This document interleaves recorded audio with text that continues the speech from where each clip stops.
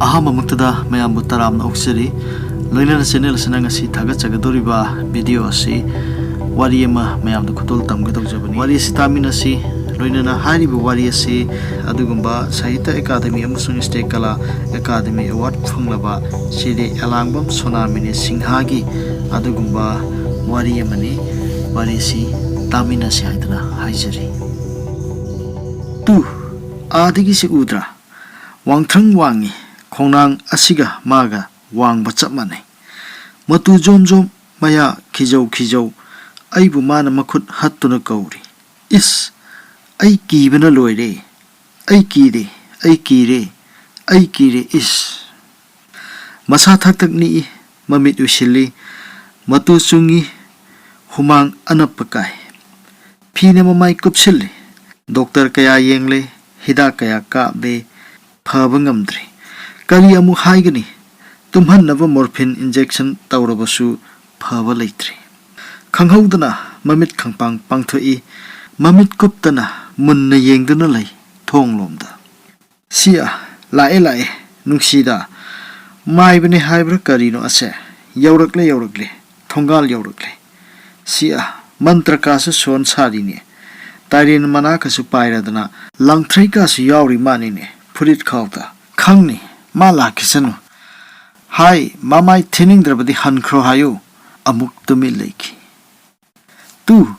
adigi si matu jom wangthrong wang maya khijau ai kire asum haiduna subliba phina mamai kupsinki tomba maiba changlakle thong lansilakle maming chatpa maibani angau afai yengba manta jantra yamna khangbani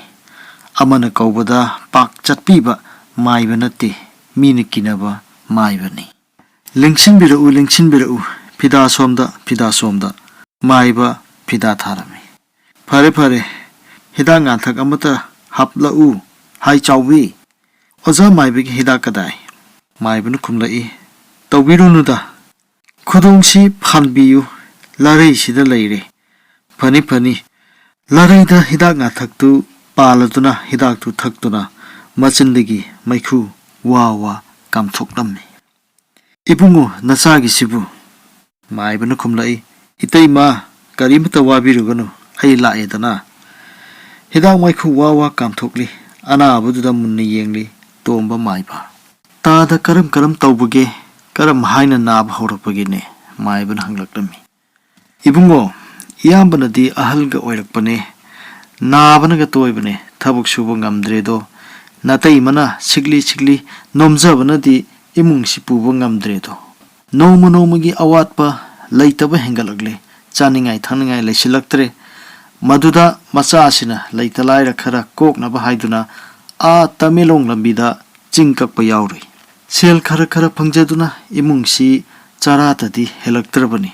aduba tha anirom surakpada masha ngamdre haiduna Tikadar adugi garida thinbira ami thonglaba numita masa asi mai muksai laihau kan hawi wa machet amata ngangdi chaw thau haibasu yade leita doctor kaurduna yenghalle doctor gi hida kya pijare kya thakle phabu ko buleitri hena nasilakle choiron paron lonba helakle matang sida anaba du amuk khanglaw lawrakhi tu adigi si udra wangthrong wangi matu jom maya khijau aibu mana makhut hattuna kaure ai kire ima thong amitolun silo aibu phagadore changchilakle aibu phagadore homang anapakai mamit tagat pangi sundrangda yengi asini bungo choiron paro loliba ngasiga thana numit tarani surakle mayad ising irik amat tadana doctor gi hida kapa pithakpa pumba loina nungdi ising chaibu gumbani ibungo itai magi masa simatani do nasa si karigumba phattanung da thoklabadi itai madi loire dana maduda maibana hairaklami itai ma karimata waruno aina khangdringai ni sese karimata chingnabigunu tada tamilongi lambidi kadai waidano ibungo a tara lok yogdringai mile humfugani thoi sonpram toy payang tharon aduwai dani hai maibaduna hairaklam itaima pangkholong maka taret khaktang managa yauna sor hondan hekpiro aduga lang ahingba khitaga piyo toma maiba hairuk tanga pana tanga yale khoiru thawmai semle madugi matungda tomba maiba laining thok sanami kachinda changkhri laining thogi laimangda phajana wai taithokle mathangda hairuk tanga pana tanga thamle dup thare khoiru thawmai yeta thale langthrei maton taret adu laton macha amada hablaga laining thok khurumba hauruklami he laining thok sanamahi mahiren chanthong apanba adungai kuru sidabana malemda laiba matam surakladuna thupkhrage ninglakle kuru ni ibungo nanga nanau ibungo konjin tuthokpa pakhangbaga nakhoi anibu koksille aduga kuru nu yathang piki pari ibungo animang ipadi thupkhrage aduna malem ase nakhoi de sinaramnage nakhoi nachinanaw anige marakta malem se tarelak khan koiruraga halaktuna aingon han khurumlaba nupa duda malem asigani thau khubam sinaramagi asumna guru sidabna sana yathang piraklabada apanga kallaba mathawna watraba sanahal lining thau ningai ba tawdana malem koiba chatkhri mapangal sonba manaw ibungo konjin tuthokpa pakhangbadi malem si koiba ngamlaroi mayambungna ningthau khubam phangkhragani madi phangba ngamlaroi khanduna nungsuk nungjanana mathwai inung nungaitana lairami magi mataw adu ubada nuksiraduna mama lei meren sidabina hangki pari atomba nangbuna thwai aduk nungaitana uribudu karigino maduda pakhang mana khumki ima palem apokpi yambungdi samba pangal kanbanina malem koiba chatkhri thinthadana halaklagani sidabagi yathang matung inna yambungna malem gani thokubam phangkhragani pangal sonbana sadi kanga thang oina punsi sama len batare do ima pari atombigi matawduda nuksiraduna ima leimaren sidabina machanupa atombu manakta koksilaga na pachikna hairakhi imagi pari atomba adugi damak kari aduk nungnangwage ima wa haige taw malem haibadi sidabigi phankhong haibani phankhong asi tarilak koibaga malem prithvibu tarilak koibaga chap manai maram asina phankhong asi tarilak koiraga sidabigi mafamda khurumjau aduga haijau nanai aihak malem koibu loijari mama ibe malai mene sidabina takpibigi matungina pakhangba konjin tuthokpana guru sidabigi phankhong adu tarel khan koibu loiraga guru sidabada khurumduna haijarami nanai aihak malem tarel khanna koijeruri sidabina yenglakpada machanupa pari atomba bu urabuda hairei pari atomba nangdi napabu masak khangbani aduna naming pakhangba tholabani se ningthau khobamsi lawja horo malem se phajana misang mikhai naiduna chumnanga uko asi hairamnaga ningthau khobam sinaramnaga guru thupkhri pakhangmana tangbal thakta phamduna malemgi mapu oina leikhri tanja asimaktada malem koiba loiraduna halakpa lining thok sana halna guru sidabu khurumlagi haina phankhong tana changsilaklami pakhangmana mayambungna mangonda khangdaduna khurumkiba tari khanduna tangbal thaktage kumtharaktuna mayambungdung khurumlaga mahakni haiba taklami madu urabada mahakpu malem koirusu thadoklaga manaunupa atomba pakhangba malem su koidaba aduda ningthau khubam pirambudu ubada mamit I kana saure sanahal sauraba sanahal nupak thakta leptuna wasakpaga loinana lauraklami launam tawduna kuru sidabadagi malemgi ningthau khubam launaba honaramba nupa oire sayeng pambom nganasi chaini pungda chainasi nupi oiramde taloi singda change sariso sanahal kaigi matawgum manau atomba pakhangbu bu halage chongsilaklami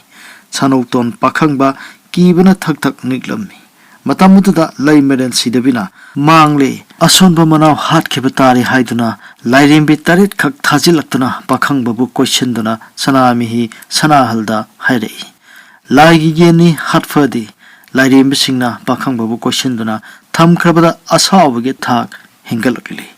malem asimuktabu manghallage thugairege amuk thamlaroi khaladuna sanahalna makhongna kha awang ne tharakpada malem phet hairakhi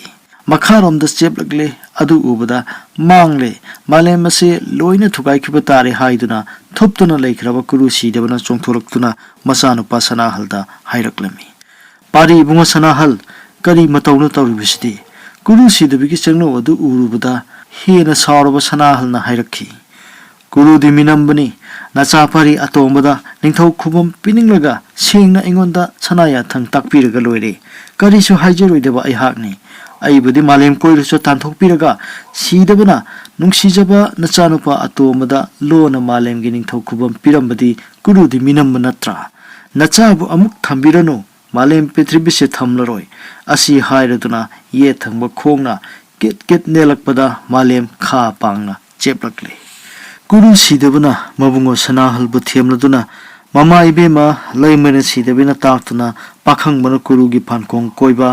मंगोंदा हाना मालेम कोइबा लोइरे हाइदुना कोंजिन तुथोकपना खुरुमलबा अदुना मरम ओइदुना पाखंगबदा निंथौ खुबम पिरम्बा दु Pumbaa तमलगा सिदबना याथंग पिरखी पारी सनाहल मरम मसी लैबनानी ननावना मालेमगा निंथौ खुबम फंखिबा असि अइना मिनम्ब नत्ते अइना पिथोखरबनिना ननावना मालेमगी मपु ओइख्रसनु सावरनु पुकफाबा तारो नंगिदमक्तसु इपाना खाकली ngasidige hauraduna nahak malemda lairiba taibangmi pumbagi yum khudinga ningthau oiragadabani yum aduda lairiba taibangmi pumbagi aphanungai awa ana nakhutta sinarabani nangbu miraidraba nomagi nangbu kawdana khurumjariba imung adugi nungai yaifabu oisanu madu nangna sinbigadabani nangi yathang natana imung adugi kanaguma amata asi ana thokhalloidabani नंगी आचारमदी yum मदुगी इंखोलदा अहानबा Panba अहानबा सातबा हैलै मना मसिंग नंगोंद हाना लोइपोट कासनु नंगोंद हाना लोइपोट कारगा लेमहौबा अदुना ननाव पाखंबगी लोइपोट ओइसनु सिदेबगी अथंग ताराबदा इबुंगो नहाकना फरे कुरुना ताकपिबना याजरे असि हाइना हंगलबदा कुरुना अमुक थुखी अदुमना lining थो Ibungo नहांगना कुरुगी ममांगदा यानखिबगी मतुंगिना Namit अदुदिगी हौना yum खुदिमक्की Ningthou ओइबिखरबनी yum अदुगी अफनुंगाई अवा आना lining थो इबुंगो नंगी नखुत्ता लैरबनी अदुना ननाई चाउबा सिना इबुंगो नहाकी फिजी फिना नेल उरबसु ngakpiyu ननाई असिबा वा अनाबा पिरिबसिदगी कोकपियु तिन कोकपियु लाई कोकपियु असि हाइना तोंबा माइबना लाइनिंग थौबो पुनिंग अनि लेंगदना खुरुम जरमी अदुगा तुंगदा थोरक्तुना अनाबगी मनाक्ता फमांगदा अमुक वाई तैथोकलमी हैरुक तांगा पाना तांगा दुप थाउमै थांदुना पूजा अमुक तौरक्लमी लाइनिंग लाइसुन कयामरुम सोलबा थीरबा तुंगदा लांगथ्रै मपोप तरेतुने पांखोगला मखोक तरेतुने ताइरेन मसा अदुगा चेना लंग अहिंगबदुना कीरगा मंत्र तरेलक हन्न सोलदुना तोंबा माइबा लांगथ्रै पांखोगला ताइरेन मपुंदु खुद येना पाइदुना से चाउबा नमाइदु अदु हाइदु इखंग खंगौदना अनाबदु ममित ngangchallakmi maibada chagadawgi yenglai adudagi mamit khangui usinki aduga makhol lumna lauri maiba andu he natrabadi ibungo sagunu ai wangangna khisi kari wangangna ba sangsilakanu andu he natrabadi maibana hari ngaikhone saukinune wangangna khisi haibani tomba nasa khangi sangsilakanu ko maibana mukhummi nangchi onthongna sagun khredako ngaikho saukinune wa amata ngangna khicine maiba wa chagat ngangno khongpak chagani anabagi wangang saktam ubuda toma maiba khu selami matang asiwaidani phayengi amu yaima maiba khudong thiba nangkhibadu anabagi choironi mantra sonthage changchillobuda naronda anabagi khongpakna maibagi mamaida kawrakhi maiba longna taki laikanaki mayumda poduna thinki numit adudagi ngasi phawa naaduna leiribani anabagi seba tawriba pumba kari tarokadigi langtaknana yengnaribani tomba maiban hairaklami phai yadredana khudombida mantra soli phat koina hai adugi matungda mana porokpa patum mari khaktu leibakta yungsilli aduga mantra soloduna lang ahingbuduna patum mari aduna koina kisilli aduga hairaklami khanglabra lam henba saradana nangi thang aina lauthokledo aduga nangba aina pulledo tomba maiba humang anapi karami anabigi masa adusu humang na pumso choli nungsama pi holi ꯑꯅꯥꯕ ꯁꯦꯕꯥ ꯇꯧꯔꯤꯕ ꯑꯌꯦꯡꯕ ꯄꯨꯝꯕ ꯉꯛꯅ ꯃꯃꯤꯠ ꯀꯨꯞꯇꯅ ꯌꯦꯡꯅꯩ꯫ ꯇꯣꯝꯕ ꯃꯥꯏꯕꯅ ꯍꯪꯉꯤ, "ꯅꯪ ꯀꯅꯥꯅꯣ? ꯁꯦꯡꯅ ꯍꯥꯏꯌꯨ." ꯑꯅꯥꯕ ꯑꯗꯨ ꯁꯨꯈꯨꯝ ꯈꯨꯝꯗꯦ꯫ ꯃꯥꯏꯕꯅ ꯃꯥꯒꯤ ꯄꯥꯈꯣꯛꯂꯥ ꯇꯥꯏꯔꯦꯟ ꯂꯥꯡꯊ꯭ꯔꯩ ꯃꯄꯨꯟꯗꯨ ꯃꯟꯇ꯭ꯔ ꯁꯣꯜꯂꯗꯨꯅ ꯑꯅꯥꯕꯒꯤ ꯃꯃꯥꯏꯗ ꯐꯠ ꯐꯠ ꯐꯨꯔꯝꯃꯤ꯫ ꯐꯨꯕꯒ ꯂꯣꯏꯅꯅ ꯇꯠꯇꯅ ꯍꯪꯂꯝꯃꯤ, "ꯅꯪ ꯀꯅꯥꯅꯣ?" ꯍꯦꯛ ꯐꯨꯕ ꯈꯨꯗꯤꯡꯒꯤ ꯑꯅꯥꯕ ꯑꯗꯨ ꯑꯁ ꯍꯥꯏꯔꯝꯃꯤ, ꯑꯗꯨꯒ ꯈꯨꯝꯕꯗꯤ ꯁꯨꯈꯨꯝ ꯈꯨꯝꯂꯝꯗꯦ꯫ ꯇꯣꯏꯅ ꯃꯥꯏꯕꯅ ꯂꯦꯞꯄ ꯂꯩꯇꯦ ꯃꯟꯇ꯭ꯔ ꯁꯣꯜꯂꯒ ꯄꯥꯡꯈꯣꯂꯥ ꯇꯥꯏꯔꯦꯜ ꯂꯥꯡꯊ꯭ꯔꯩ ꯃꯥꯄꯟꯗꯨꯅ ꯑꯅꯥꯕꯒꯤ ꯃꯃꯥꯏꯗ ꯐꯠ ꯐꯠ ꯐꯨꯔꯝꯃꯤ꯫ ꯑꯐꯨ ꯈꯨꯗꯤꯡꯒꯤ ꯍꯪꯂꯝꯃꯤ, "ꯅꯪ ꯀꯅꯥꯅꯣ? ꯁꯦꯡꯅ ꯇꯥꯛꯎ, ꯇꯥꯛꯇ꯭ꯔꯤ ꯃꯈꯩ ꯐꯨꯒꯅꯤ." ꯑꯁꯨꯝꯅ ꯍꯥꯏꯔꯝꯃꯤ꯫ ꯑꯅꯥꯕꯗꯨ ꯃꯃꯥꯏ ꯍꯨꯠ ꯂꯩꯗꯨꯅ ꯈꯥꯡꯂꯝꯃꯤ꯫ ꯃꯥꯏꯕꯅ ꯃꯟꯇ꯭ꯔ ꯁꯣꯜꯂꯗꯨꯅ ꯁꯨꯡꯂꯦꯞ ꯂꯦꯞꯇꯅ ꯐꯨꯔꯛꯂꯕ ꯑꯗꯨꯗꯗꯤ ꯈꯥꯡꯕ ꯉꯝꯂꯛꯇ꯭ꯔꯕ ꯃꯥꯜꯂꯦ꯫ ꯑꯅꯥꯕ ꯑꯗꯨ ꯇꯨꯃꯤꯟꯅ ꯂꯩꯔꯝꯕꯗꯒꯤ ꯍꯥꯏꯔꯛꯏ, "ꯃꯥꯏꯕ, ꯑꯣꯛꯂꯦ ꯇꯣꯛꯑꯣ, ꯑꯩꯅ ꯍꯪꯕ ꯈꯨꯝꯂꯒꯦꯔꯥ?" ꯃꯥꯏꯕꯅ ꯍꯥꯏꯔꯝꯃꯤ꯫ "ꯍꯣꯏ, ꯈꯨꯝꯂꯒꯦ." ꯃꯥꯏꯕ ꯐꯨꯕ ꯉꯥꯏꯍꯥꯛ ꯂꯦꯞꯂꯝꯃꯤ, ꯑꯗꯨꯒ ꯍꯪꯂꯝꯃꯤ, "ꯍꯥꯏꯔꯣ, ꯅꯍꯥꯛ ꯀꯅꯥꯅꯣ?" "ꯈꯥꯔꯣꯜ ꯂꯥꯛꯄ." "ꯑꯁꯦꯡꯕꯅꯤꯀꯣ?" "ꯃꯥꯅꯤ." "ꯅꯪꯒ ꯑꯩꯒꯗꯤ ꯑꯃꯨꯛꯇꯁꯨ ꯎꯅꯈꯤꯗ꯭ꯔꯤ, ꯑꯗꯨꯒ ꯅꯪꯅ ꯉꯁꯥꯏ ꯑꯩꯕꯨ ꯅꯁꯛ ꯈꯪꯉꯤ ꯍꯥꯏꯕꯗꯤ ꯀꯔꯝ ꯍꯥꯏꯔꯤꯕ?" ꯑꯅꯥꯕꯗꯨꯅ ꯈꯨꯝꯂꯛꯏ, "ꯆꯍꯤ ꯑꯃꯒꯤ ꯃꯃꯥꯡꯗ ꯁꯪꯒꯣꯜꯕꯟꯗ ꯅꯪꯅ ꯇꯨꯏꯄꯥ ꯅꯤꯡꯊꯧ ꯀꯧꯕ ꯅꯨꯃꯤꯠꯇ ꯑꯩꯁꯨ ꯂꯥꯛꯂꯝꯃꯤ, ꯑꯗꯨꯗ ꯈꯪꯅꯈꯤꯕꯅꯤ." ꯇꯨꯏꯄꯥ ꯅꯤꯡꯊꯧ ꯍꯥꯏꯕꯁꯤꯁꯨ ꯂꯥꯏꯅꯤ, ꯂꯥꯏ ꯑꯣꯛꯅꯕ ꯑꯃꯒꯤ ꯑꯗꯨꯒꯨꯝꯕ ꯃꯥꯏꯕꯁꯤꯅ ꯌꯦꯡꯕ ꯑꯗꯨꯒꯤ ꯃꯇꯥꯡ ꯑꯣꯏꯒꯗꯧꯔꯤꯕꯅꯤ꯫ "ꯐꯔꯦ ꯊꯥꯔꯣꯜ ꯂꯥꯛꯄ, ꯅꯪꯅ ꯊꯥꯔꯣꯟꯗꯒꯤ ꯑꯁꯤꯗ ꯀꯔꯤꯒꯤ ꯂꯥꯛꯂꯤꯕ?" ꯃꯗꯨꯗ ꯑꯅꯥꯕꯅ ꯈꯨꯝꯂꯛꯏ, "ꯑꯩꯍꯥꯛ ꯆꯥꯎꯕ ꯂꯧꯕ ꯂꯥꯛꯄꯅꯤ." "ꯀꯔꯤꯒꯤꯅꯣ?" "ꯃꯥ ꯃꯔꯥꯜ ꯂꯩꯕꯅꯤ, ꯆꯩꯔꯥꯛ ꯄꯤꯒꯗꯕꯅꯤ." "ꯀꯔꯤ ꯃꯔꯥꯜ?" ꯑꯅꯥꯕꯗꯨꯗ ꯇꯣꯡꯂꯤꯕ ꯊꯥꯔꯣꯜ ꯂꯥꯛꯄꯅ ꯍꯥꯏꯔꯛꯂꯝꯃꯤ꯫ "ꯍꯧꯈꯤꯕ ꯂꯝꯇꯥ ꯊꯥꯡꯖ ꯅꯨꯃꯤꯠꯇ ꯑꯩꯈꯣꯏ ꯃꯌꯥꯝ ꯈꯨꯗꯤꯟꯅꯩ꯫ ꯊꯥꯔꯣꯟ, ꯄꯥꯕ꯭ꯔꯝ, ꯇꯥꯏꯄ꯭ꯔꯥꯝ, ꯂꯥꯡꯄ꯭ꯔꯥꯝ, ꯗꯥꯏꯂꯣꯡ, ꯂꯦꯡꯂꯣꯡ, ꯁꯣꯟꯄ꯭ꯔꯥꯝ ꯂꯣꯏꯅ ꯄꯨꯜꯂꯦ꯫ ꯁꯨꯔꯨꯡꯒꯤ ꯂꯝꯕꯦꯜꯗ ꯃꯈꯣꯏ ꯂꯣꯏꯅ ꯂꯥꯛꯄꯅꯤ꯫ ꯄꯥꯕ꯭ꯔꯥꯝ, ꯇꯥꯏꯄ꯭ꯔꯥꯝ, ꯂꯥꯡꯄ꯭ꯔꯥꯝ ꯑꯋꯥꯡꯒꯤ ꯂꯝꯕꯤꯗ, ꯗꯥꯏꯂꯣꯡ, ꯂꯦꯡꯂꯣꯡꯅ ꯅꯣꯡꯆꯨꯞꯀꯤ ꯂꯝꯕꯤꯗ, ꯑꯗꯨꯒ ꯁꯣꯟꯄ꯭ꯔꯥꯝꯅ ꯃꯈꯥꯒꯤ ꯂꯝꯕꯤꯗ ꯂꯥꯛꯄꯅꯤ꯫ ꯑꯩꯒꯤ ꯌꯨꯝ ꯊꯥꯔꯣꯟ ꯁꯨꯔꯨꯡꯗ ꯑꯩꯈꯣꯏ ꯂꯣꯏꯅ ꯇꯤꯟꯅꯗꯨꯅ ꯂꯥꯛꯂꯤꯕ ꯀꯨꯝꯖꯥ ꯑꯁꯤꯗ ꯇꯧꯒꯗꯕ ꯊꯕꯛ ꯂꯦꯞꯅꯕꯅꯤ꯫ ꯆꯍꯤ ꯑꯁꯤꯗ ꯈꯨꯟꯗ ꯁꯤꯒꯗꯕ ꯃꯤꯒꯤ ꯃꯁꯤꯡ ꯂꯦꯞꯅꯩ꯫ ꯐꯧꯆꯦꯡ, ꯃꯍꯩ ꯃꯔꯣꯡ ꯀꯌꯥ ꯌꯥꯝꯅ ꯊꯣꯛꯀꯗꯕꯒꯤ ꯈꯟꯅꯩ꯫ ꯈꯨꯟꯒꯤ ꯈꯨꯟꯕꯨ ꯈꯨꯜꯂꯥꯛꯄꯅ ꯇꯝꯂꯛꯄ ꯀꯥꯔꯛꯄ ꯑꯊꯦꯟꯄꯣꯠꯇꯨ ꯎꯠꯅꯩ, ꯌꯦꯡꯅꯩ, ꯂꯦꯟꯅꯩ, ꯑꯗꯨꯒ ꯂꯣꯏꯅꯅ ꯈꯨꯟꯕꯨ ꯈꯨꯜꯂꯥꯛꯄꯅ ꯋꯥꯀꯠꯆꯔꯛꯄ ꯄꯨꯝꯕ ꯈꯟꯅꯩ, ꯋꯥꯔꯦꯞꯅꯩ꯫ ꯈꯟꯅꯕ ꯂꯣꯏꯔꯕ ꯇꯨꯡꯗ ꯑꯩꯈꯣꯏꯅ ꯄꯨꯅꯔꯛꯄ ꯑꯗꯨ ꯌꯦꯟꯅꯗꯨꯅ ꯆꯥꯃꯤꯟꯅꯩ꯫ ꯑꯗꯨꯒꯤ ꯇꯨꯡꯗ ꯑꯩꯈꯣꯏ ꯄꯨꯟꯅ ꯑꯃꯨꯛꯀ ꯅꯥꯏꯇꯣꯝ ꯖꯒꯣꯏ ꯁꯥꯃꯤꯟꯅꯩ꯫ ꯑꯩꯈꯣꯏꯒꯤ ꯄꯨꯟꯅ ꯂꯥꯛꯄ ꯁꯅꯧ ꯂꯥꯛꯄꯤ ꯄꯨꯝꯕꯁꯨ ꯊꯦꯛꯅ ꯅꯧꯅ ꯖꯒꯣꯏ ꯁꯥꯏ꯫ ꯀꯨꯝꯁꯤꯗꯤ ꯁꯛꯇ ꯆꯨꯗ ꯍꯦꯜꯂꯕꯤ, ꯃꯄꯥ ꯂꯩꯇꯅ ꯖꯒꯣꯏ ꯍꯩꯔꯕꯤ ꯊꯥꯔꯣꯜ ꯂꯥꯛꯄꯤꯅ ꯄꯨꯝꯅꯃꯛꯇꯒꯤ ꯊꯣꯏꯅ ꯍꯦꯟꯅ ꯖꯒꯣꯏ ꯍꯦꯟꯈꯤ꯫ ꯃꯊꯪꯗ ꯑꯩꯈꯣꯏ ꯁꯨꯔꯨꯡ ꯐꯥꯎꯅ ꯆꯦꯜꯂꯕꯤ ꯇꯨꯏꯄꯥ ꯇꯨꯔꯦꯟ ꯇꯣꯔꯕꯥꯟꯗ ꯊꯣꯛꯇꯨꯅ ꯈꯔꯅ ꯅꯨꯡꯁꯥ ꯌꯥꯏꯔꯤ, ꯈꯔꯅ ꯏꯔꯣꯟꯅꯨꯡꯗ ꯂꯥꯏꯖ ꯏꯄꯥꯟ ꯂꯪꯂꯝꯃꯤ꯫ ꯇꯨꯡꯗ ꯂꯣꯏꯅ ꯀꯥꯈꯠꯂꯛꯇꯨꯅ ꯇꯣꯔꯕꯥꯟꯗ ꯇꯤꯡꯒꯣꯏ ꯊꯛꯇ ꯐꯝꯃꯤꯟꯅꯔꯗꯨꯅ ꯁꯅꯧ ꯂꯥꯛꯄꯤꯁꯤꯡꯅ ꯄꯨꯔꯛꯄ ꯆꯌꯣꯝ ꯌꯦꯟꯅꯗꯨꯅ ꯆꯥꯃꯤꯟꯅꯩ꯫ ꯑꯗꯨꯒꯤ ꯇꯨꯡꯗ ꯑꯩꯈꯣꯏ ꯀꯥꯏꯅꯔꯦ꯫ ꯁꯣꯟꯄ꯭ꯔꯥꯝ ꯂꯥꯛꯄ ꯃꯇꯩ ꯃꯅꯥꯎꯅ ꯑꯩꯈꯣꯏ ꯑꯅꯤꯕꯨ ꯃꯈꯨꯟ ꯆꯠꯂꯨꯁꯤ, ꯊꯥꯡꯖ ꯀꯨꯝꯃ ꯌꯦꯡꯂꯨꯁꯤ ꯍꯥꯏꯗꯨꯅ ꯊꯥꯔꯣꯜ ꯂꯥꯛꯄꯤꯒ ꯑꯩꯒ ꯑꯩꯈꯣꯏ ꯑꯅꯤ ꯁꯣꯟꯄ꯭ꯔꯥꯝ ꯇꯥꯅ ꯆꯠꯂꯤ꯫ ꯁꯣꯟꯄ꯭ꯔꯥꯝ ꯂꯥꯛꯄꯒꯤ ꯃꯔꯟ ꯌꯥꯏ, ꯇꯥꯡꯖ ꯂꯤꯡꯈꯣꯟ ꯏꯀꯣꯏ ꯀꯣꯏ, ꯁꯣꯟꯄ꯭ꯔꯥꯝ ꯈꯨꯟ ꯍꯧꯅ ꯅꯨꯄꯥ ꯅꯨꯄꯤ ꯑꯉꯥꯡ ꯌꯥꯎꯅ ꯖꯒꯣꯏ ꯈꯨꯊꯦꯛ ꯀꯠꯂꯝꯃꯤ꯫ ꯍꯩꯔꯨꯛ ꯍꯩꯔꯥ ꯑꯊꯦꯟꯄꯣꯠ ꯀꯥꯔꯝꯃꯤ꯫ ꯈꯨꯟꯒꯤ ꯈꯨꯟꯖꯥꯁꯤꯡꯅ ꯍꯔꯥꯎ ꯇꯌꯥꯝ ꯑꯣꯛꯂꯝꯃꯤ꯫ ꯁꯣꯟꯄ꯭ꯔꯥꯝ ꯂꯥꯛꯄ ꯂꯥꯛꯄꯤꯒꯤ ꯑꯣꯏ ꯌꯦꯠ ꯐꯝꯅ ꯖꯒꯣꯏ ꯌꯦꯡꯕ, ꯑꯊꯦꯟꯄꯣꯠ ꯀꯥꯔꯛꯄ ꯑꯗꯨ ꯑꯩꯈꯣꯏ ꯑꯅꯤꯒꯤꯁꯨ ꯂꯥꯛꯄ ꯃꯇꯩ ꯃꯅꯥꯎꯅ ꯇꯝꯂꯛꯂꯦ꯫ ꯀꯌꯥ ꯅꯨꯡꯉꯥꯏꯅ ꯂꯦꯜꯂꯦ꯫ ꯅꯨꯃꯤꯠ ꯇꯥꯔꯛꯂꯕ ꯑꯃꯝ ꯑꯉꯥꯟ ꯁꯤꯟꯅꯕ ꯃꯇꯝꯗ ꯍꯔꯥꯎꯕ ꯂꯣꯏꯗꯨꯅ ꯑꯩꯈꯣꯏꯁꯨ ꯍꯜꯂꯛꯂꯦ꯫ ꯁꯣꯟꯄ꯭ꯔꯥꯝ ꯂꯥꯛꯄ ꯃꯇꯩ ꯃꯅꯥꯎꯅ ꯑꯩꯈꯣꯏꯕꯨ ꯇꯨꯏꯄꯤꯌꯥꯡ ꯐꯥꯎꯕ ꯊꯤꯜꯂꯝꯂꯒ ꯃꯈꯨꯟꯗ ꯍꯟꯈ꯭ꯔꯦ꯫ ꯑꯩꯈꯣই ꯑꯅꯤ ꯊꯥꯔꯣꯜ ꯂꯝꯕꯤꯗ ꯆꯪꯂꯛꯂꯤ꯫ ꯁꯣꯟꯄ꯭ꯔꯥꯝꯗꯒꯤ ꯍꯜꯂꯛꯄꯗ ꯑꯩꯈꯣꯏꯅ ꯇꯥꯡꯅ ꯄꯣꯊꯥꯐꯝ ꯇꯨꯏꯄꯥꯒꯤ ꯂꯥꯏꯖꯅ ꯇ꯭ꯔꯣꯡ ꯂꯥꯎꯅ ꯆꯦꯟꯕꯒꯤ ꯅꯨꯡꯁꯤꯔꯕ ꯈꯣꯟꯖꯦꯜ ꯇꯥꯐꯝ ꯊꯥꯔꯣꯟ ꯆꯤꯡꯃꯥꯏꯒꯤ ꯁꯪꯕꯥꯟꯅꯔꯕ ꯁꯛꯇꯝ ꯎꯐꯝ ꯑꯗꯨ ꯌꯧꯔꯛꯂꯝꯃꯤ꯫ ꯃꯐꯝ ꯑꯁꯤ ꯂꯥꯛꯄꯤꯒꯤ ꯊꯋꯥꯏ ꯇꯥꯖꯕ ꯃꯐꯝꯅꯤ꯫ ꯃꯁꯤꯗ ꯄꯣꯊꯥꯈꯤꯁꯤ ꯍꯥꯏꯅ ꯆꯪꯂꯛꯄ ꯃꯇꯝꯗ ꯅꯪꯒꯤ ꯆꯥꯎꯕ ꯍꯥꯏꯔꯤꯕ ꯅꯤꯄꯥ ꯑꯁꯤꯅ ꯃꯕꯦꯝꯃꯒꯤ ꯐꯝꯐꯝ ꯃꯛꯇꯗ ꯐꯝꯂꯗꯨꯅ ꯂꯩꯔꯝꯃꯤ꯫ ꯃꯍꯥꯛ ꯈꯪꯗ꯭ꯔꯗꯨꯅ ꯇꯧꯔꯤ ꯃꯥꯜꯂꯦ꯫ ꯑꯩꯈꯣꯏꯕꯨ ꯂꯥꯛꯂꯦ ꯍꯥꯏꯕ ꯈꯪꯅꯅꯕ ꯈꯧꯗꯦꯝ ꯈꯨꯊꯦꯝ ꯇꯧꯔꯕ ꯐꯥꯎꯕꯗ ꯆꯠꯊꯣꯛꯇꯦ꯫ ꯃꯊꯪꯗ ꯑꯩꯅ ꯎꯁꯥ ꯋꯥꯁꯥ ꯂꯦꯡꯉꯛꯇꯨꯅ ꯂꯥꯎꯅ ꯃꯥꯕꯨ ꯆꯠꯊꯣꯛꯎ ꯍꯥꯏꯔꯕ ꯐꯥꯎꯕꯗ ꯆꯠꯊꯣꯛꯀꯦꯗꯤ ꯍꯥꯏꯗ꯭ꯔꯗꯨꯅ ꯃꯥꯅ ꯑꯗꯨꯝ ꯑꯩꯉꯣꯟꯗ ꯅꯨꯡꯗꯨꯝ ꯊꯥꯔꯛꯄ ꯁꯥꯏꯅꯦ꯫ Mabi migi puthabamdasu amang asoi tauksili aingondasu nungna tharakli madugi laman khumdaba yadi mabu phaduna puru haina aina inai ama thakhibani aigi inai adubu a maibani haibra karino phayengdigi amana phubirakle adudigi ai sauduna isamak lakbani nangi maibadu khongpangna kauduna tankhrabani adudagi aina chawbasi puduna chatlagi haina thong hangdokpa maktada nang amuk lakledo se aibu thadolo chawbu puduna chatkragi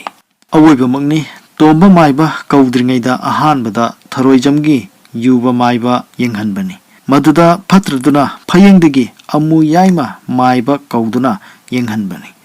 ahanba numitta mana thau tawbadagi anabadu khara pharaduna tumduna lehorabani hayengdi tili lairi thatkani haiduna hairamnaga chatkhre mathangi numitta amu yaima anabadu iphafana miron ngangnaba yana leirambaduda phare haiduna tili lairi thatnabagi polam langduna anabagi phamangda mantra solakpa laining laison hairakpa tangkhai chalakpada mafam ikhang khangaudana anabana maibada khongpangna thak kaurki maiba gyan mang longna haitharakki maiba mayumda thinkhre hojik phawba kanna nari naba phatri mathangda kana kausigi khanabani tomba maiba mabu kaurabani tomba maibana haire ngai khona tharo lakpa hojikti aiga thengnarabanina aikhoi ani marup oirasi chanarasi amuk khatnarugumsi marup ama oina aina nangonda haijaribani nanai chawbse ai lawja horge magi maralgi dama kari wakong haluge hairo anabana hairei aidi mabu pudana di saningdre lakpine puraktaba yade haihowe lakpida su tambiyu aina nangi marupna lahore haina se ngari pareng achumba phau sangbai athanba hai leisi nangonda piregi nanai chawbse thanamu madudi yaningde asumna khumlakhi adudi chawbudi nataba kari pirega yagadagi amukta hayo asumna maibana hairami pare nangna aigi marup oirabanina ai yarage aikhoigi chanabidi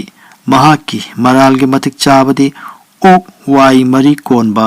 amaga chandang amagadi wakong batai maibana khumlei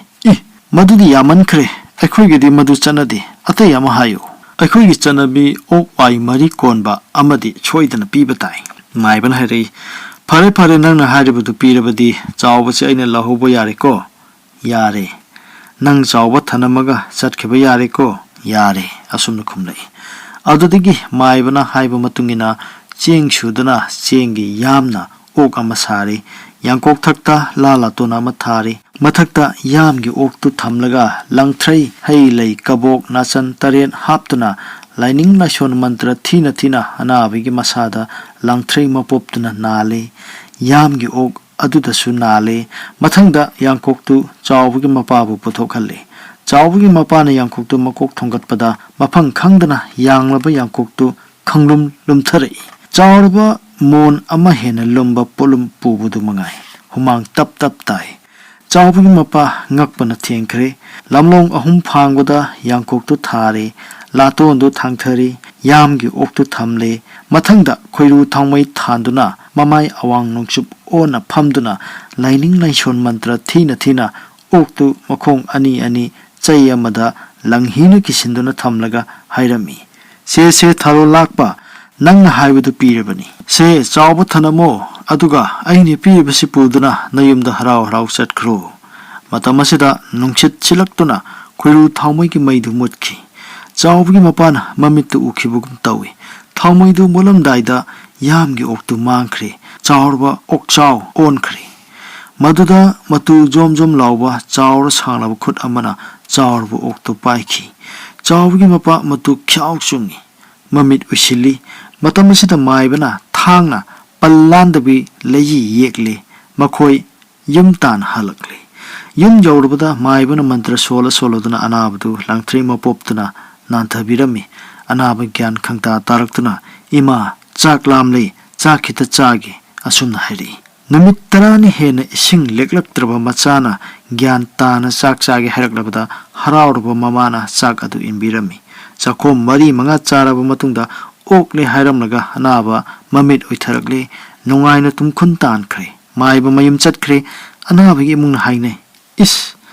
laini lai Mathang numita anaba karam tawribagi yengnaba tomba maiba maga loinaba maiba amaga lakhi. Mana thong hek hangdoktuna sanglakpada ngasai makhi tumduna lairamba anabadu phak nolei. Tomba maiba ikairap tawi aduga hairei. Hai masina kanano maiba hanagumna anabagi mamangda puja tawrami. Puja hugalakpada hairuk tanga panatanga mangkhiba thingni. Tomba maiba Section mantra sola solodana magi hanagi pakhokla langthrai tairin masagi chaibul aduna anabigi mamaida phat phuduna hanglaklami nang kanano takthok loi nang kanano anabadun hairei takthok loi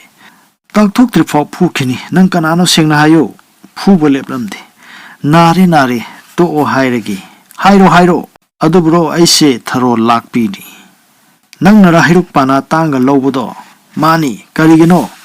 thapna lakpududa wabani chaklambani kwa chaningbani hana lowbani asumna khumlaki karigino nangna amu maibana hangi aigi nupa kita tamba yabra aigi di kadai